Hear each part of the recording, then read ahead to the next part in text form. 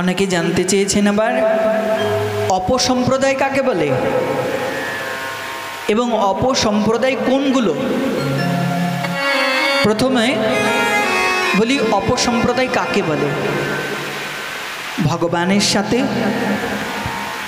বেদের সাথে যাদের সংযোগ নেই তাদেরকে বলা হয় অপসম্প্রদায়।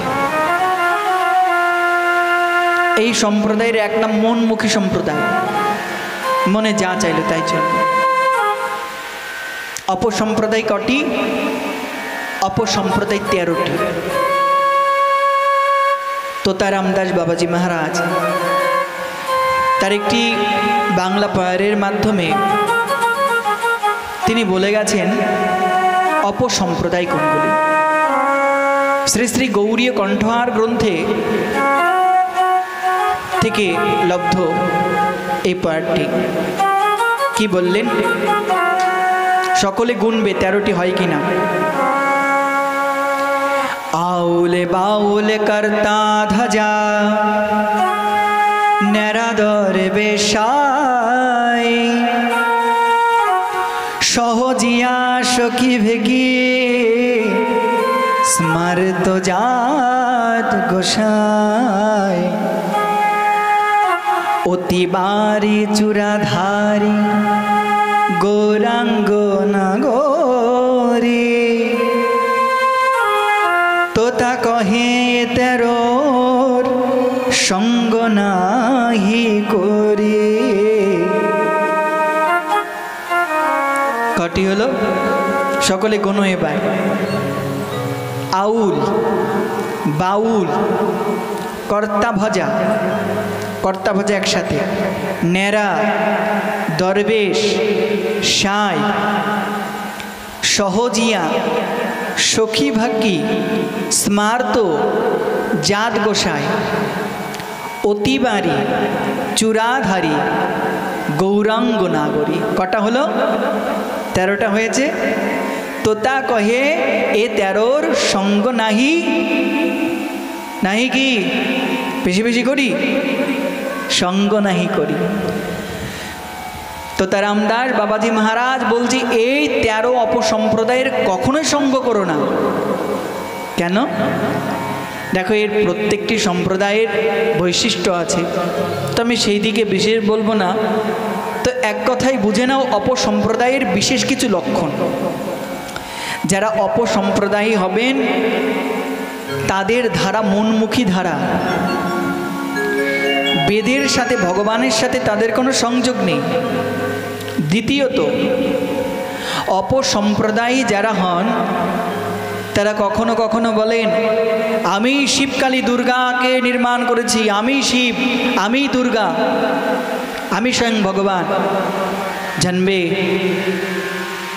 যে জীব নিজেকে ভগবান বলে তার মতো নরাধম এই সংসারে আর কেউ হতে পারে না। জীব তো প্রভুর দাস, জীব কৃষ্ণের শুদ্ধ নিত্য দাস। আমাদের অভিমান আমি প্রভু তোমার দাস হয়ে থাকতে চাই, আমি তোমার ওপরে ভগবান হতে চাই না। কিন্তু যারা অপসম্প্রদায়ী হন তাদের মধ্যে এই একটা মেন্টালিটি যে আমি সর্বস্ব, তো না। এবং তারা অনেক প্রকার বাহ্যিক ক্রিয়াকলাপ করেন লোক ঠকানো, আর মানুষ সেটাতেই এ জগতে মন মজে গিয়ে সেই অপসম্প্রদায় ভুক্ত হয়ে না তো সেই গুরু যায় তার ঊর্ধ্বগতি হয়, না তো তার চেলার ঊর্ধ্বগতি হয়। আচ্ছা দেখো, ধরো 10,000 লোক এক জায়গায় জমায়েত হয়েছে, তারা যাবে কোথায়? দূরে একটা স্থানে যাবে। এখন সেই 10,000 লোক যদি লোকের মধ্যে একটা লোক অন্ধ আর বাদ বাকি সবাই 9,999 জন চক্ষুষ্মান, এখন কেউ যদি বলে ভাই অন্ধ ভাই তুই তো একা যা, তুই আমার সবার সামনে চলে যা, তুই সবার সামনে গিয়ে দাঁড়া, আমরা তোর পেছনে হাতটা ধরে চলি, তো সবাই গিয়ে কোথায় পড়বে? কোথায় পড়বে? গাড্ডাতে গিয়ে পড়বে। আর যদি 10,000-এর মধ্যে একজন যদি চক্ষুষ্মান হন আর 9,999 যদি অন্ধও হয়, যদি সামনের পথ দ্রষ্টা রূপে একজন চক্ষুষ্মানকে দাঁড় করিয়ে দিতে পারে, তো তার হাত ধরে গন্তব্যে পৌঁছে যাবে। ঠিক বুঝবে সেই প্রকার অপসম্প্রদায় যারা, তারা সামনে একজন অন্ধকে লাগিয়ে দিয়েছে, সেই অন্ধের হাত ধরে তুমি চক্ষুষ্মান যদি হাত ধরে চলো তো তুমি গাড্ডাতেই পড়বে। আর সম্প্রদায় গুরুকরণ করে তার চরণ আশ্রয় করে তুমি যদি অন্ধও হও, যদি ধরে রাখতে পারো গুরুচরণ হৃদয়ে, তো সাক্ষাৎ গৌর নিত্যানন্দের চরণ কমল পাবে। এই কারণে সম্প্রদায় গুরুকরণের অবশ্যম্ভাবী। আমি বলছি না, শাস্ত্র বলছেন। ভক্তমাল গ্রন্থ কি বললেন? ভক্তি অধিকারী নহে